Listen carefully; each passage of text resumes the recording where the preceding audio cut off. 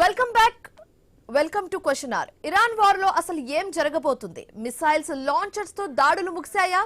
ఇక భూతల దాడులకు సర్వం సిద్ధమేనా అంటే అవుననే సమాధానం వినిపిస్తుంది. అయితే ఎందుకంటే అటువైపు నుంచి ఏర్పాట్లు పూర్తయ్యాయి. సైన్యం రెడీగా ఉండడంతో ఎప్పుడు ఏం జరుగుతుందో తెలియని టెన్షన్ నెలకొంది. ఇంతకాలం క్షిపణులు డ్రోన్స్ తో జరిగిన దాడులు ఇప్పుడు మరో స్టేజ్ కి వెళ్తున్నాయా అన్న ఆందోళన కలిగించే విధంగా అమెరికా ట్రూప్స్ పశ్చిమ ఆసియా వైపు దూసుకుపోతున్నాయి. ఇప్పటికే వార్షిప్ల నుంచి అమెరికా సైనికులు హిందూ మహాసముద్రంలో మాటు వేసి ఉన్నారు. దీంతో రాబోయే రోజుల్లో పశ్చిమ ఆసియాలో వారు మరింత తీవ్రతరం అవుతుందన్న టాక్ వినిపిస్తుంది. అమెరికా చర్చలు అంటూ ముందుకు వస్తుంటే ఇరాన్ ఇజ్రాయెల్ మధ్య పోరు అంతుకంతుకు ముదురుతోంది. ఒకవైపు ఇరాన్ తో చర్చలకు సిద్ధంగా ఉన్నాము అంటూనే అమెరికా యుద్ధాన్ని కొనసాగిస్తుంది. అయితే ఈ క్రమంలో అమెరికా అధ్యక్షుడు డొనాల్డ్ ట్రంప్ పశ్చిమ ఆసియాలో తన సైనిక శక్తిని మోహరిస్తూ ఉండడంతో సర్వత్రా చర్చనీయాంశంగా మారింది ఇప్పుడు ఈ టాపిక్. తాజాగా అమెరికాకు చెందిన అధునాతన యుద్ధ నౌక యుఎస్ఎస్ ట్రిపోలి పశ్చిమ ఆసియాకు చేరుకోవడం అనుమానాలకు తావిస్తుంది. ఇందులో 2500 మంది మైనర్స్ కూడా ఉన్నట్లుగా తెలుస్తుంది. అమెరికా సైన్యం రాకతో ఇరాన్ సమీపంలో మోహరించిన మొత్తం అదనపు బలగాల నుంచి సంఖ్య 3500 దాటింది.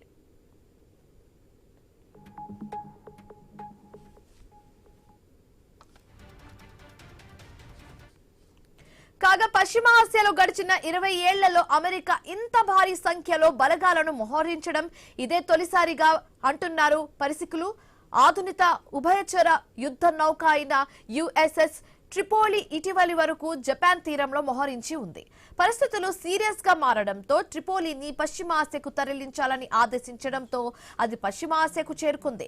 నౌకపై F-35 ఫైటర్ జెట్లతో సహా అనేక యుద్ధ విమానాలను మోహరించడానికి అవకాశం ఉంటుంది. యుద్ధ నౌక యుఎస్ఎస్ బాక్సర్ తో పాటు శాండియోగా నుంచి వచ్చిన ఇతర నావిక దళ యూనిట్స్ అదనపు బలగాలు కూడా పశ్చిమ ఆసియాకు చేరుకున్నాయి.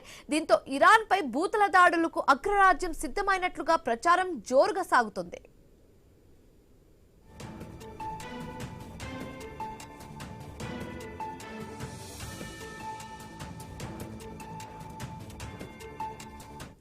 అయితే అమెరికా బలగాలు ఇరాన్ కు చేరుకోవడంతో ఇరాన్ కూడా వినూత్న రీతిలో నిరసన తెలిపే ప్రయత్నం చేసింది. ఇరాన్ కు చెందిన ఇంగ్లీష్ పేపర్ టెహరాన్ టైమ్స్ వారికి గట్టి హెచ్చరికలు జారీ చేసింది. వెల్కమ్ టు హెల్ అంటూ ఫ్రంట్ పేజ్ లో ప్రచురించడం సెన్సేషన్ గా మారింది. ఇరాన్ నేలపై అడుగు పెట్టే ఏ యుఎస్ సైనికుడైనా శవపేటికలోనే తిరిగి వెళ్తాడు అంటూ ఆ పత్రిక వార్నింగ్ ఇచ్చింది. ఒకవైపు చర్చలు అంటూనే దాడులు కొనసాగిస్తున్న అమెరికాను ఇరాన్ విశ్వసించడం లేదు. గతంలో ఎదురైన అనుభవాలతో శాంతి చర్చలను ఇరాన్ సీరియస్ గా తీసుకోవడం లేదు. కారణం గతంలో ఇలాగే శాంతి చర్చలు అని చెప్పి దాడులు చేసిన చరిత్ర అమెరికాకు ఉండడమే మెయిన్ రీజన్ గా తెలుస్తుంది. అయితే చర్చల పేరుతో భూతల యుద్ధానికి అమెరికా సన్నద్ధమవుతుందని ఇరాన్ అనుమానిస్తుంది. దీంతో చర్చలపై దృష్టి సారించడం పక్కన పెట్టి అగ్రరాజ్య భూతల దాడులను తిప్పికొట్టే సన్నాహాలకు ప్రాధాన్యమిస్తుంది.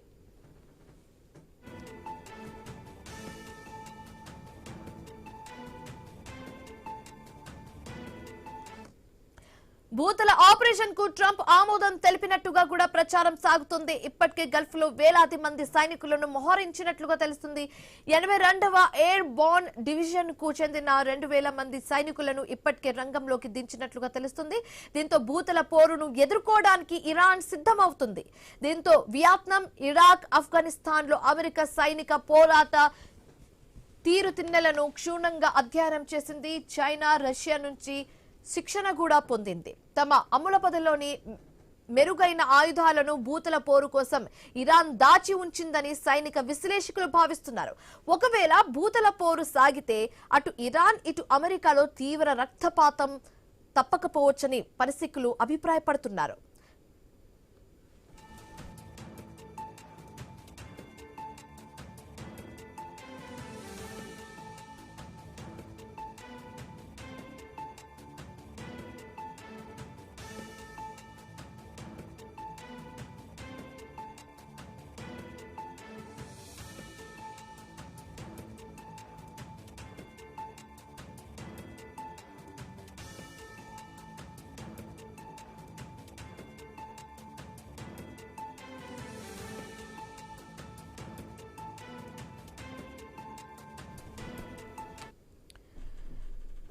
రైట్, ఇక ఇదే అంశానికి సంబంధించి చర్చించడానికి మనతో పాటు జాయిన్ అవుతున్నారు తులా మధుసూదన్ రావు గారు, విశ్లేషకులు, అండ్ అలాగే అద్దం రామరెడ్డి గారు, తెలంగాణ బీజేపీ రాష్ట్ర నాయకులు. ఆయనతో వాళ్ళిద్దరితో మాట్లాడే ప్రయత్నం అయితే చేద్దాం.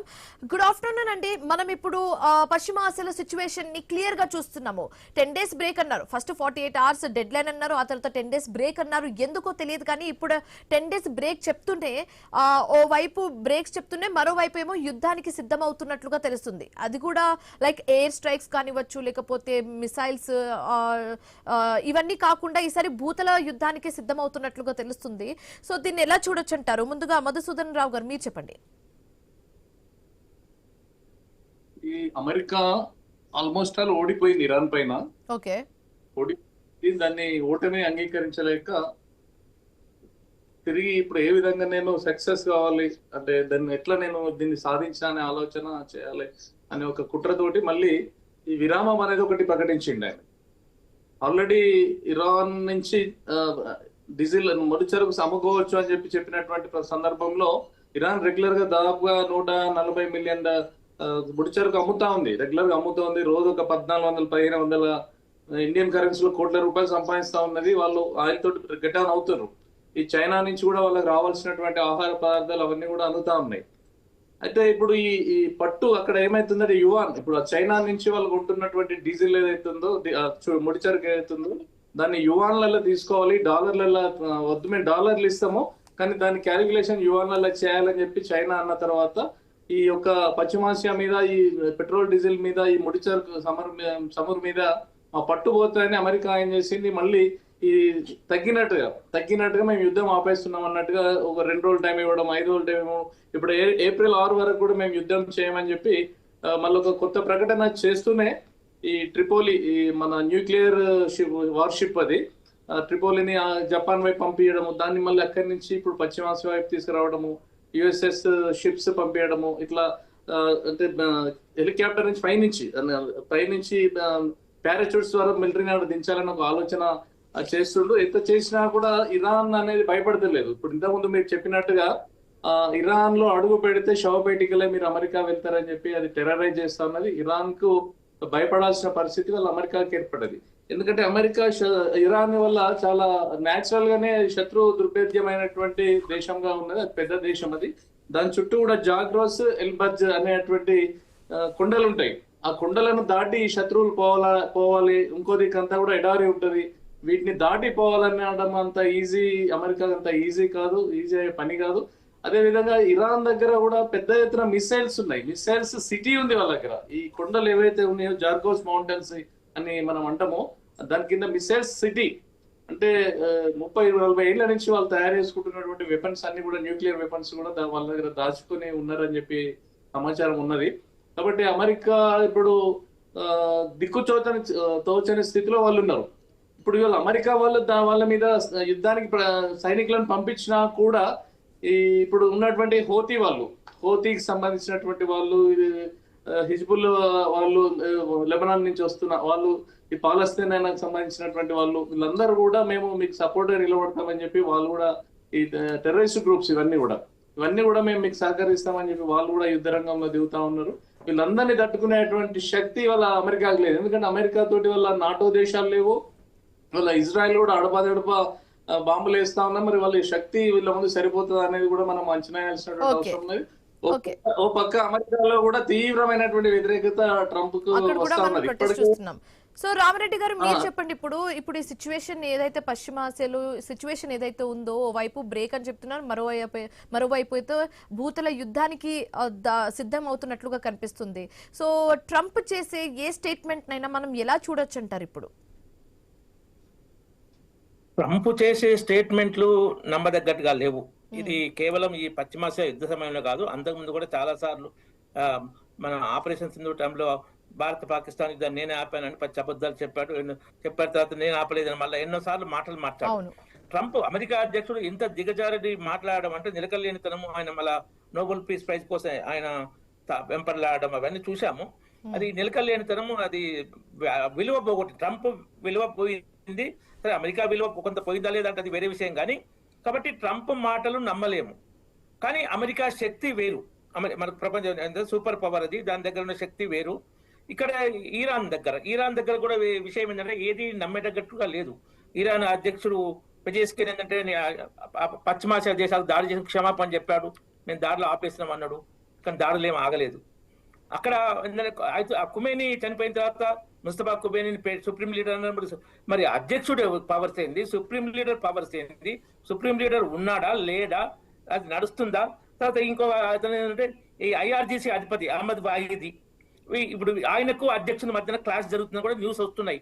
యుద్ధం ఎంతకాలం చేస్తాం, మన మంచి కాదు, మన ఇరాన్ కూడా నాశనం అవుతుందని అధ్యక్షుడు పెజెస్కిన్ అంటుంటే ఆయన లేదు మనం చేయాల్సిందే. ఇద్దరి మధ్యన కూడా ఒక అంటే వ్యతిరేక భావాలు, వ్యతిరేక అభిప్రాయాలు ఉన్నాయంటూ అక్కడి నుంచి కూడా వార్తలు వస్తున్నాయి. రెండు దిక్కులు ఏంటంటే అన్సర్టెన్ న్యూస్ వస్తున్నాయి.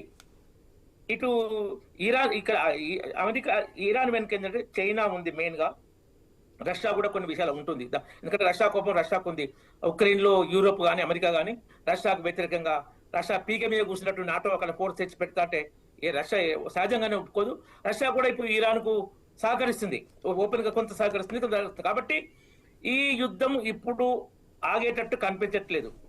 అమెరికా అనుకున్నంత ఈజీగా లేదు. కానీ అమెరికాతో ఇప్పుడు ఇంకొక అమెరికాతోని ఇరాన్ పెట్టుకోవడం అంటే అమెరికా పెట్టుకుందా ఇరాన్ కాదు, కానీ ఆ యుద్ధం ఏంటంటే ఎవరికి మంచి కాదు. ఇటు అమెరికా ఇజ్రాయెల్ కు మంచి కాదు, నష్టం జరుగుతుంది బాగా. అవును, ఇరాన్ కూడా చాలా సర్వనాశనం అన్నట్టే పైన పరిస్థితి. స్టార్ట్ చేయడం అయితే చేసేసారు కానీ ఎలా ఎండ్ చేయాలో తెలియని స్థితిలో ఉన్నట్లుగా తెలుస్తుంది ట్రంప్ కూడా.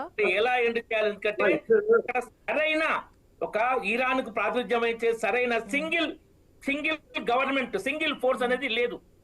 అక్కడ ప్రెసిడెంట్ ఐఆర్జీసా ఎవరు సుప్రీం? మధుసూదన్ గారు మీరు చెప్పండి, రామరెడ్డి గారు ఒక్క నిమిషం. మధుసూదన్ గారు మీరు చెప్పండి, ఈ యుద్ధం అంతా పక్కన పెట్టేస్తే, ఈ టాపిక్ ఒక్కసారికి పక్కన పెట్టేస్తే ఇప్పుడు అమెరికా గురించి మాట్లాడదాం, అమెరికన్స్ గురించి మాట్లాడదాం. అక్కడ ప్రొటెస్ట్ అనేది స్టార్ట్ అయిపోయింది. వందలు కాదు వేలల్లో లక్షల్లో అక్కడ ప్రొటెస్ట్ చేస్తున్నారు ట్రంప్ కి వ్యతిరేకంగా. బహుశా ఒక మనిషికి వ్యతిరేకంగా ఇంతమంది ప్రొటెస్ట్ చేయడం అనేది మేబీ చరిత్రలో ఇది ఫస్ట్ టైం కావచ్చేమో. బట్ ఇంత ప్రొటెస్ట్ జరుగుతున్నప్పటికీ ట్రంప్ కి భయం లేదా, పట్టించుకోవట్లేదా? ఎలా చూడొచ్చు అంటారు దీన్ని? అమెరికాకు ఒక పాలసీ ఉంటుందండి, ఒక విధానం ఉంటుంది. అమెరికాని ఒక అధ్యక్షుడు నడిపియాడు, ఆయన పిచ్చి పిచ్చిగా మాట్లాడుతాడు, ఆయన వరల్డ్ జోకర్ కావచ్చు, కానీ దాని వెనుక వ్యవస్థ ఉంటది. వాళ్ళ వైట్ హౌస్ నుంచి డైరెక్షన్ వస్తా ఉంటది. ఇవాళ అమెరికా ఈ యుద్ధంలో నష్టపోయిందని మనం ఒక దిక్కు నుంచి అనుకుంటా ఉంటాం. మనం ఇవాళ డెమోక్రాట్స్ సొంత పార్టీ అయిన రిపబ్లికన్స్ కూడా వ్యతిరేకిస్తా ఉన్నారు. కానీ ఇప్పుడు మనం గత చరిత్రను మనం చూసినట్టయితే, విశ్లేషణ చేసినట్లయితే, మనము వియత్నాం యుద్ధంలో కావచ్చు, తర్వాత జరిగినటువంటి ఆఫ్ఘనిస్తాన్ యుద్ధంలో కావచ్చు, ఈ అమెరికా తయారు చేసేటువంటి ఆయుధాలు ఏవైతే ఉంటాయో వీటిని టెస్ట్ కూడా చేస్తుంటది ఆయా యుద్ధాలలో కూడా. అట్లనే ఇవాళ ఈ ఇరాన్ లో జరుగుతున్నటువంటి యుద్ధంలో కూడా ఆయన టెమహాస్ అనే ఒక మిసైల్ ని కూడా ప్రయోగం చేసిన తర్వాత ఇవాళ ఇరాన్ తో వ్యతిరేకంగా ఉన్నటువంటి, అమెరికాతో సత్సంబంధాలు ఉన్నటువంటి ఈ యొక్క గల్ఫ్ సంబంధించిన అన్ని దేశాలు కూడా ఇవాళ పెద్ద ఎత్తున లక్షల కోట్ల డాలర్ల అగ్రిమెంట్లు ఇవాళ ఆయుధాలు కావాలని చెప్పి ఇవాళ అమెరికా నుంచి ఆర్డర్స్ తీసుకుంటా ఉన్నాయి. అంటే ఒక పక్క అమెరికాకు ఆయుధాల రవాణాకు కూడా పెద్ద ఎత్తున అగ్రిమెంట్లు కూడా అవుతా ఉన్నాయి. ఈ విధంగా ఆయుధ వ్యాపారం కూడా అమెరికాకు పెరిగింది. ఓ పక్కనేమో అక్కడ ప్రజలు ఆందోళన చేస్తా ఉన్నారు. ఎందుకంటే 39 లక్షల కోట్ల డాలర్ల అప్పు ఇవాళ దేశం మీద పడ్డది, మేము వీక్ అవుతున్నామని అదొక పక్క ప్రజలలో ఉన్నటువంటి ఆందోళన. మరో ప్రక్క అక్కడ ఉన్నటువంటి ప్రభుత్వము ఈ యొక్క ఆయుధాలను నమ్ముకొని, ఇప్పుడు కూడా అమెరికా అంతే కదండి, ఎప్పుడు కూడా ఆఫ్ఘనిస్తాన్ కు వాళ్ళకు అందరికి మిసైల్స్ అవి ఇస్తారు, ఆ మిసైల్స్ మళ్ళీ వాళ్ళ మీదే ప్రయోగం చేస్తా ఉంటారు. ఇది అమెరికా ఎప్పుడు నామం పెంచి పోషినట్టుగా ప్రపంచ దేశాలకు ఈ యొక్క సామాగ్రిని, యుద్ధ సామాగ్రిని, మిసైల్స్ ని. సో రామరెడ్డి గారు ఇప్పుడు మీరు చెప్పండి, లైక్ ట్రంప్ అయితే ఓ పక్కన చర్చలు జరుగుతున్నాయి, ఆ చర్చల కోసమే బ్రేక్ ఇచ్చామని చెప్తుంటే, ఇంకోవైపు ఏమో Iran this no talk between US and us, అసలు మాటలే లేవు అని చెప్తుంది ఇరాన్. ఒకవేళ చర్చించాలంటే కూడా భారీగా కండిషన్స్ పెడుతుంది.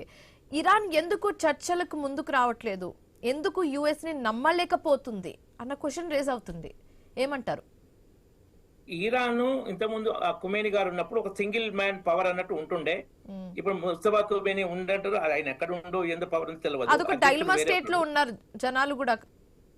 కాకుండా అసలు యుద్ధం ఆపాలన్నది ఇరాన్ చేతిలో ఉందా, వెనుక ఉన్న చైనా చేతిలో ఉందా తెలియదు.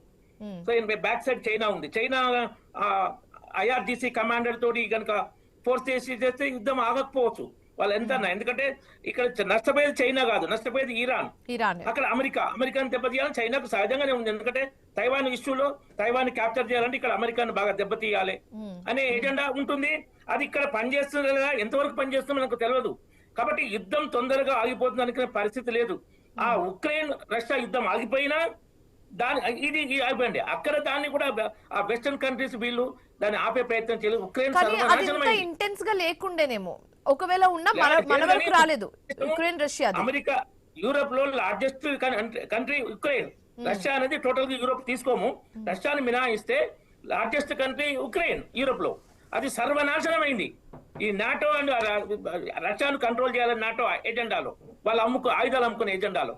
ఇప్పుడు ఇరాన్ కూడా సర్వనాశనం అవుతుందా? అమెరికా దెబ్బనే, కానీ అమెరికా కెపాసిటీ పెద్ద కాబట్టి ఈ దెబ్బని ఇంతకుముందు ఎన్నో దెబ్బలు ఇంతకుముందు వాళ్ళు చెప్పినట్టు ఇది మన అక్కడ ఆఫ్ఘనిస్తాన్ లో కాకుండా అక్కడ వేరే యుద్ధాల్లో కూడా దెబ్బతిన్నది అమెరికా. కానీ దానికి వాళ్ళ ఆయుధాలు వియత్నాం ఎగ్జాక్ట్లీ వియత్నాం ఈ రెండింటి దెబ్బతిన్నా మళ్ళీ ఎప్పుడు అది ఆర్థికంగా మళ్ళీ అప్పులు పెరుగుతుంటే పొందుకుంటుంటది, డామినేట్ చేస్తూ ఉంటుంది. కాబట్టి ఇది ఆగాలంటే మరి రష్యా పాత్ర కూడా ఉండాలి ఇలా, రష్యా చైనా.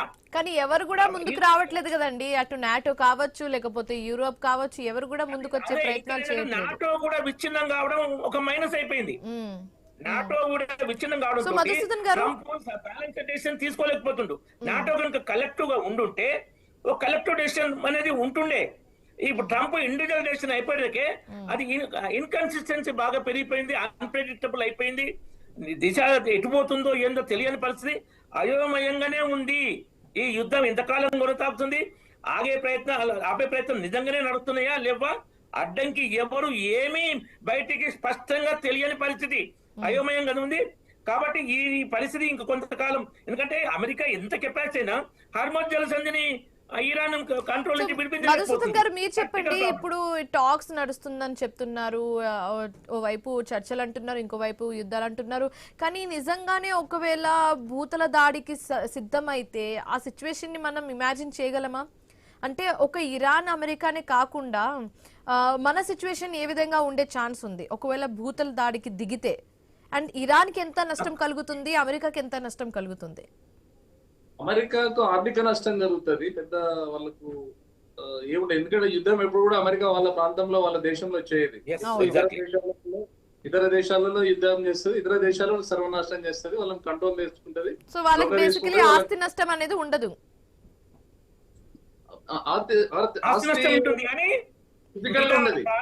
తక్కువ ఉంటుంది. ఖర్చు అనేది పడుతుంది. ఖర్చు అనేది వేల కోట్లలో ఇప్పుడు రోజు $1.5 బిలియన్ ఖర్చు వస్తుంది. దాదాపు 40 బిలియన్ల పైన ఇప్పటికీ అమెరికా ఖర్చు వచ్చింది, పెద్ద ఎత్తున. కానీ ఇన్ఫ్రాస్ట్రక్చర్ డిస్టర్బెన్స్ అయితే ఏ విధంగానూ ఉండదు అమెరికా.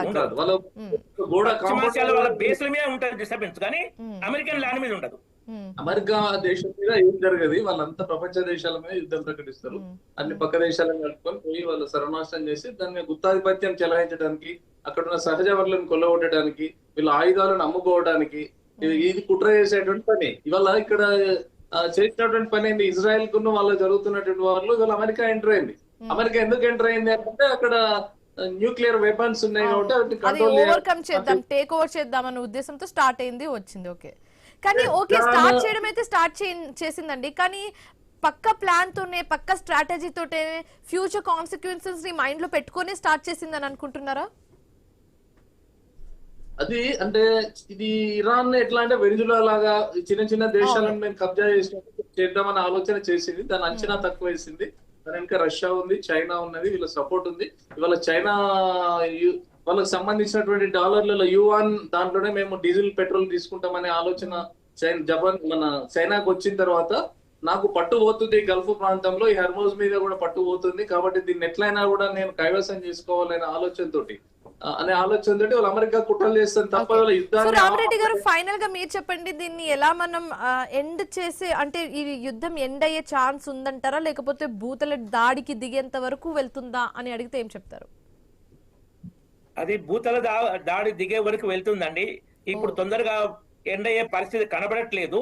ఎందుకంటే బోత్ ది సైడ్స్ యుద్ధాన్ని ఆపే ఒక స్ట్రాంగ్ పవర్స్ లేవు. అక్కడ ట్రంప్ ఇండివిజువల్, ఇక్కడ ఇరాన్ లో సెల్ఫ్ ఒక లీడర్ అంటూ లేడు. వెనుక చైనా ఉంది, రష్యా ఉన్న, చైనా మెయిన్ ఉంది. సో వాళ్ళ ఎజెండాలు ఉన్నాయి కాబట్టి యుద్ధం తొందరలో ఆగదు. అమెరికా పట్టేందంటే హార్మోన్ జలసంధి మీద మా పట్టు రావాలంటే భూతల దాడులు చేయాలని ఉంది వాళ్ళకు. ఇంటెన్స్ గా ఉంటుందండి, ఇంక కొంతకాలం ఇంటెన్స్ ఉండే పరిస్థితి కనబడుతుంది. మన దేశం చాలా బ్యాలెన్స్డ్ గా మన దేశ అవసరాలు దృష్టిలో పెట్టుకొని మన సమర్థ నాయకత్వం మనకి మాత్రం ఇబ్బంది లేకుండా మాక్సిమం ప్రయత్నం జరుగుతుంది. అయినా కొన్నిసార్లు ఇబ్బంది రావచ్చు. ప్రపంచం మొత్తం అల్లకల్లోలం అవుతున్నప్పుడు మనకు కూడా కొన్ని ఇబ్బందులు ఒత్తిడి రావచ్చు. దాని కానీ తక్కువ ఇబ్బందుల ప్రయత్నం మన దేశ నాయకత్వం చేస్తుంది. So thank you so much Ramareddy గారు, thank you so much Madhusudan గారు మాతో జాయిన్ అయినందుకు అండ్ మీ ఒపీనియన్స్ ని మాకు తెలియజేసినందుకు. సో ఇది ఇవాళ క్వశ్చన్.